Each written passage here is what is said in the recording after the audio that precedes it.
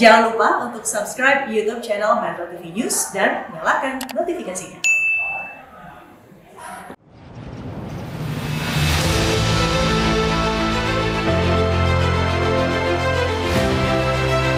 Menyusuri keindahan alam.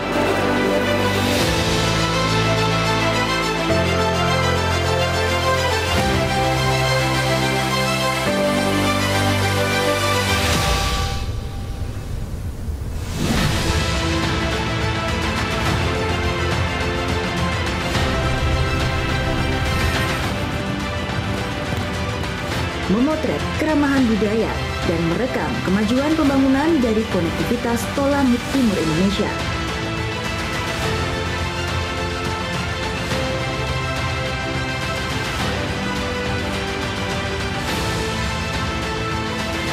Bersama saya, Amalina Lutfia, dan tim ekspedisi Bakti untuk Negeri, kita menjelajah Nusa Tenggara Timur. Dalam Bakti untuk Negeri, ekspedisi Nusa Tenggara. Kamera roll, 3, 2. Tim ekspedisi Bakti untuk Negeri melaporkan dari Nusa Tenggara Timur.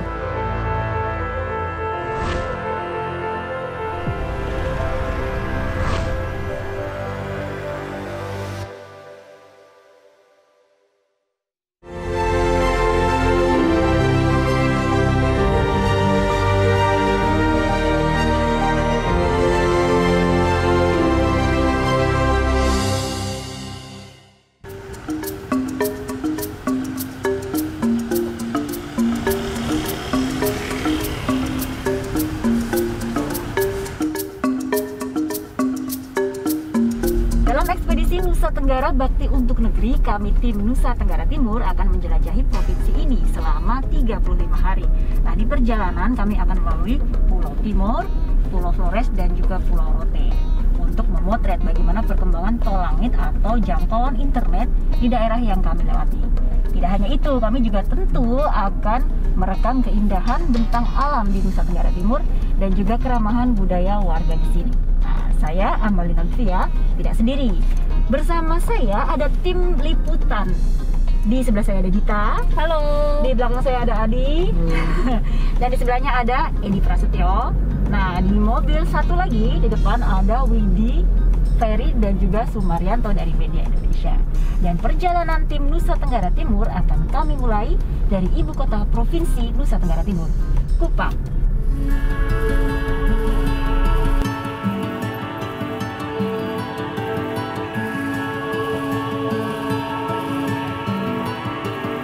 Ibu kota Nusa Tenggara Timur, Kupang, adalah jantung dari provinsi. Pusat dari lalu lintas, baik penerbangan maupun penyeberangan, menuju ke kota dan kabupaten lain di Nusa Tenggara Timur.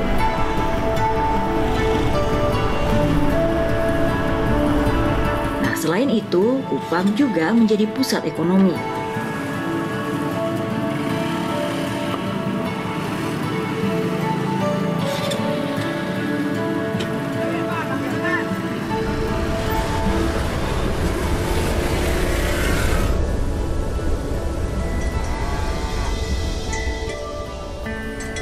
Salah satu sektor andalan penunjang ekonomi di provinsi ini adalah peternakan.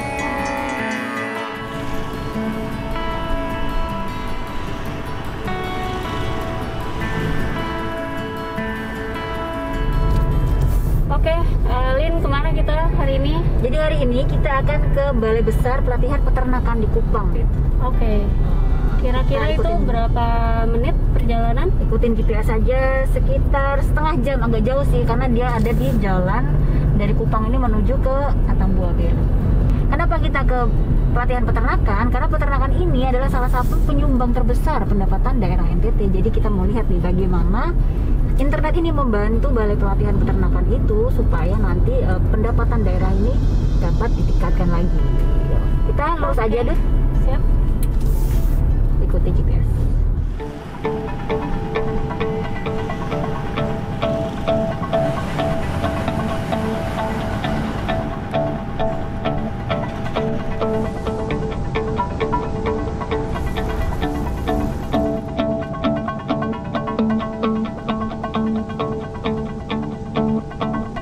Tim ekspedisi tiba di Balai Besar Pelatihan Peternakan Kupang. Disinilah para peternak mendapat pelatihan secara berkala mengenai teknik beternak yang efektif dan efisien.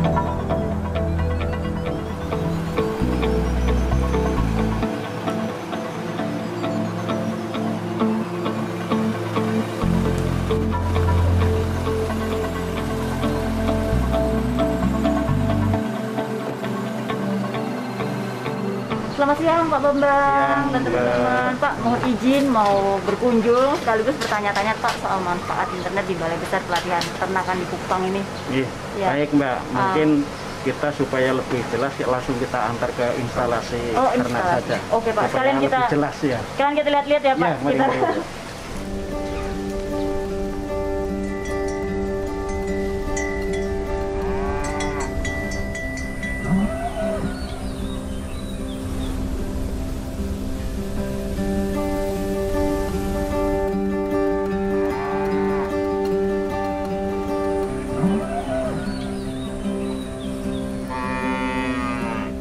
Balai Besar Pelatihan Peternakan secara rutin melakukan pelatihan terutama di bidang update teknologi peternakan. Dengan tujuan menciptakan sumber daya yang profesional dengan hasil akhir peningkatan produksi ternak.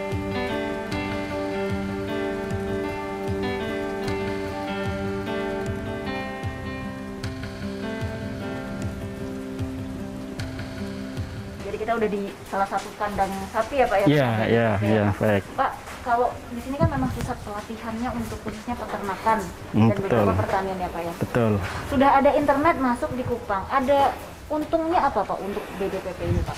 Kalau kita ngitung keuntungannya banyak banget Mbak. Oke.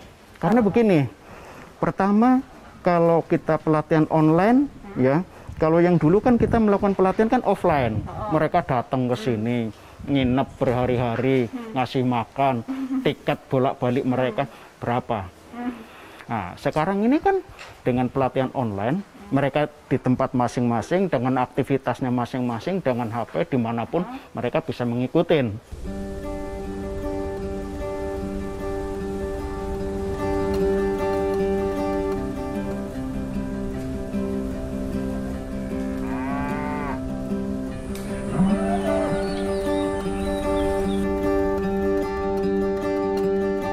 Sebagai sektor yang vital di provinsi, peternakan telah bersanding dengan teknologi digital dan koneksi internet. Unit pelatihan bahkan dapat menjangkau ratusan bahkan ribuan peternak dengan mengunggah video pelatihan di portal berbagi video. Halo Sobat Tani, jumpa lagi dalam Bertani on Cloud. Kali ini kita akan mengangkat tema tentang pengolahan pakan ternak, yakni pengolahan jerami fermentasi atau yang dikenal dengan nama GFERS. Sebuah langkah yang memicu optimisme masa depan peternakan negeri ini.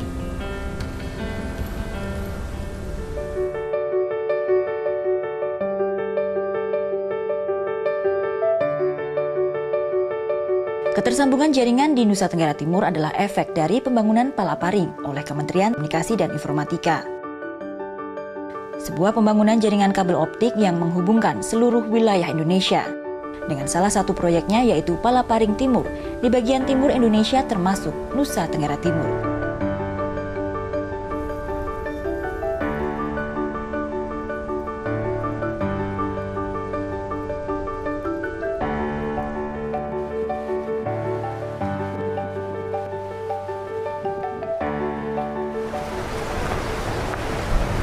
Salah satu lokasi pembangunan Palaparing di Nusa Tenggara Timur adalah Kota Kupang, tepatnya di tempat saya berdiri ini, yaitu Pantai Batu Nonan. Sebelumnya saya sudah membuat janji dengan Pak Abel Maulaka, Kepala Diskominfo, untuk mengobrol lebih lanjut mengenai pemanfaatan Palaparing yang ada di Kota Kupang ini. Jadi Pak, kalau boleh dibilang berarti pembangunan Palaparing ini nanti kedepannya harus diikuti dengan pembangunan BTS ya Pak. Nah, pihak-pihak mana saja yang akan dilibatkan, misalnya Pak, BTS kan Bakti Kominfo tidak sendiri ya Pak ya?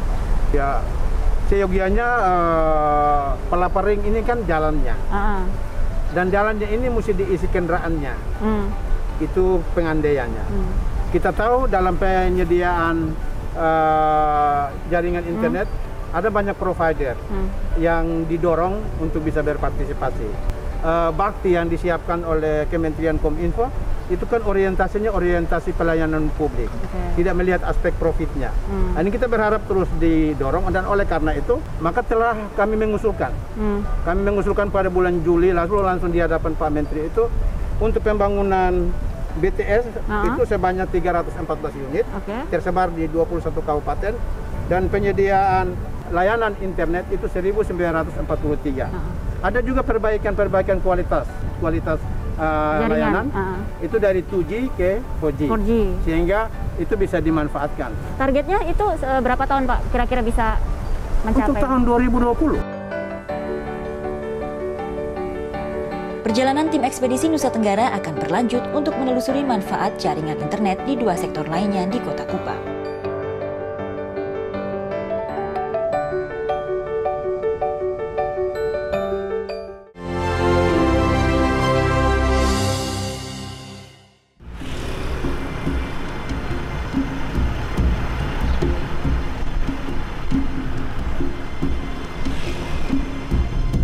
Oke, jadi hari ini kita akan menuju ke sebuah sekolah yang akan menjalankan sistem belajar mengajarnya di masa pandemi ini dengan cara online, yaitu SMA Negeri 5 Kupang. Berapa lama lagi Dit kita akan sampai? Oke, ke SMA 5 ini kita menempuh jarak sekitar 3,5 km lagi atau sekitar 8 menit. Oke, berarti sebentar lagi kita akan sampai ke SMA 5, dan memang teknologi ini memang sangat dibutuhkan di masa pandemi karena bisa ya kan Dit, bisa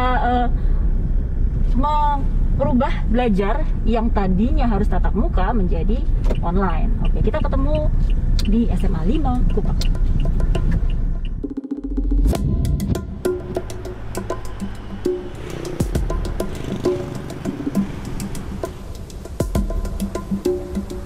Tim ekspedisi melanjutkan perjalanan ke SMA Negeri 5 Kupang.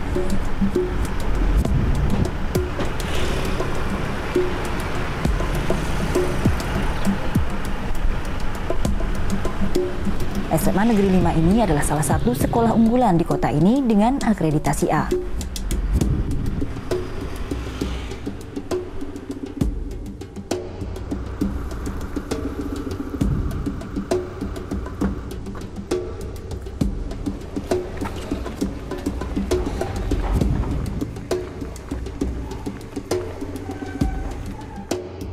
Selamat pagi Bapak-Bapak, Ibu Guru, dan Ibu Kepala Sekolah, Bu Veronica. Selamat pagi. Kami dari Metro TV, saya dan juga dari Bakti untuk minta izin hari ini ke SMA Negeri 5 Kupang merekam atau melihat bagaimana pembelajaran di masa pandemi ya Bu ya. Mari silahkan.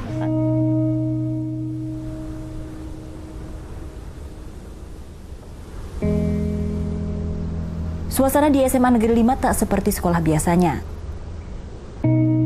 Karena masa pandemi, murid-murid pun berada di rumah untuk menerima pelajaran secara online.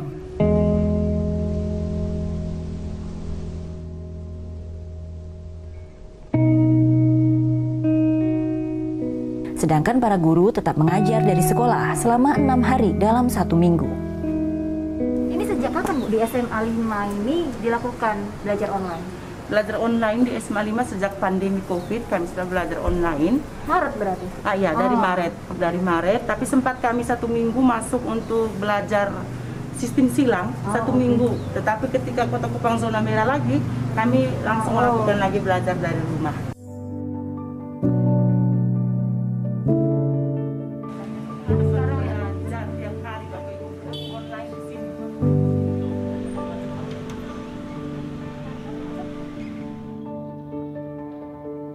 Pagi ini seluruh guru telah berkumpul di ruang multimedia untuk menerima arahan kepala sekolah.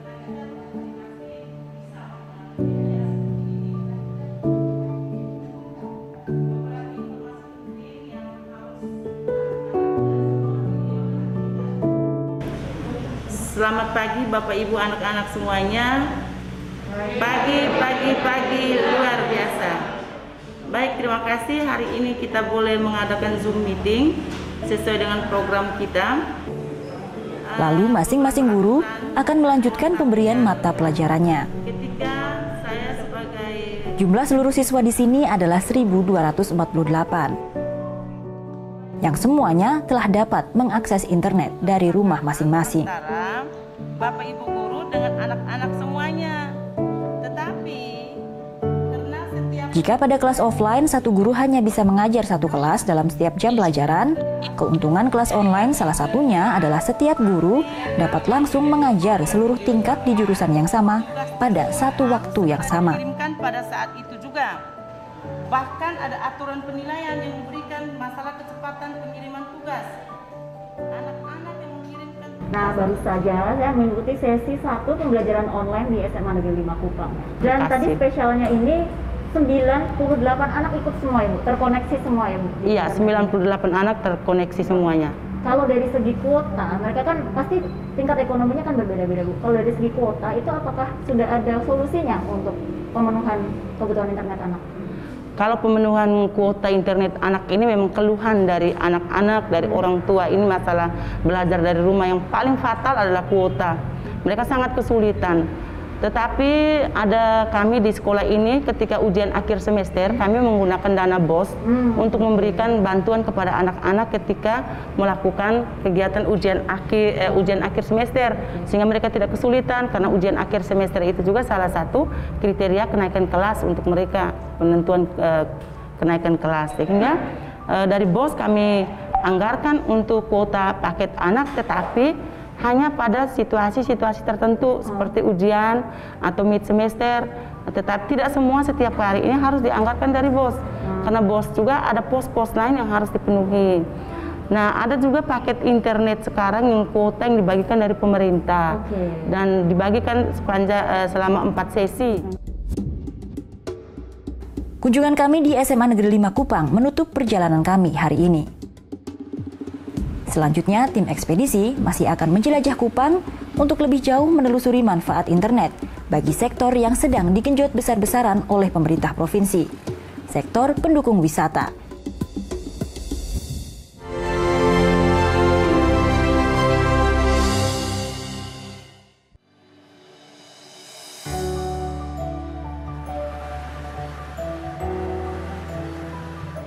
Kami menuju ke salah satu pusat kerajinan tenun di Kupang.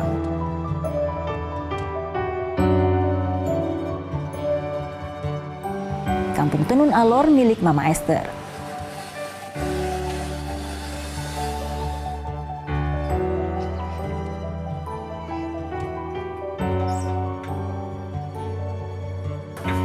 Ibu Esther, betul ya? Betul. Bu, ini betul Kampung Tenun Alor ya, Bu? Alor, ya. Ini saya lihat nih dari Instagram ya, galerinya Ibu. Ini selain galeri offline yang ada di sini, Ibu punya apa lagi Bu galeri online-nya?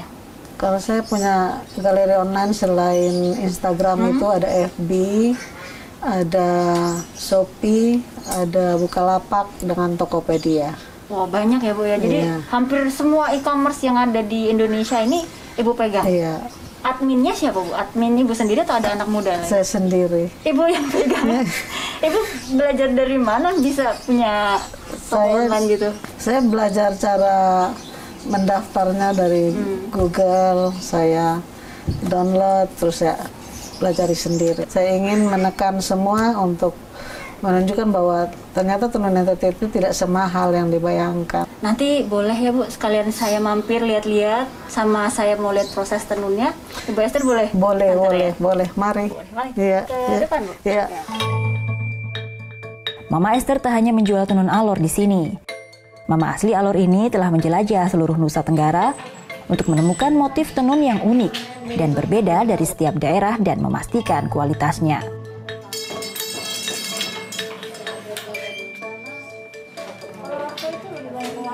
Ada ini nggak Bu, peningkatan dari penjualan atau e-commerce tuh menambah pendapatan Ibu? Lumayan. Iya.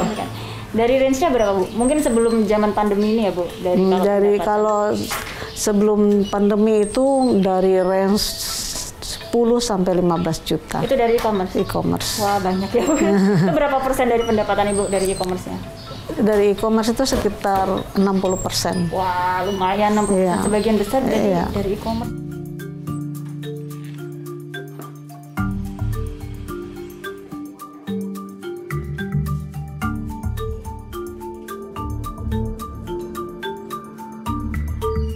Mama Esther membuat kami sadar bahwa proses belajar memang tak kenal batasan umur. Teknologi informasi dan internet ibarat sebuah kendaraan yang dapat dikendarai oleh siapapun, dari generasi muda hingga orang tua kita, yang mau memanfaatkannya untuk kemajuan ilmunya.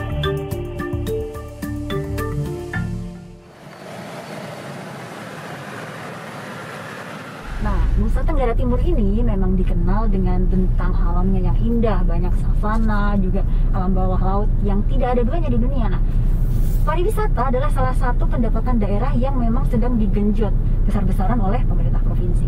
Salah satu yang akan saya kunjungi hari ini adalah pengusaha travel atau biro wisata yang juga tentunya memanfaatkan internet ini untuk mempromosikan bisnis dan juga mempromosikan beberapa lokasi wisata di Nusa Tenggara Timur. Kita akan menuju ke Pantai Batu Nona. Dari sektor UMKM tenun, sektor lain yang juga sangat merasakan manfaat internet adalah wisata. Pemerintah Nusa Tenggara Timur bertekad menjadikan wisata sebagai lokomotif penggerak pembangunan dengan penyelenggaraan festival wisata dan budaya di 22 destinasi wisata unggulan setiap tahunnya.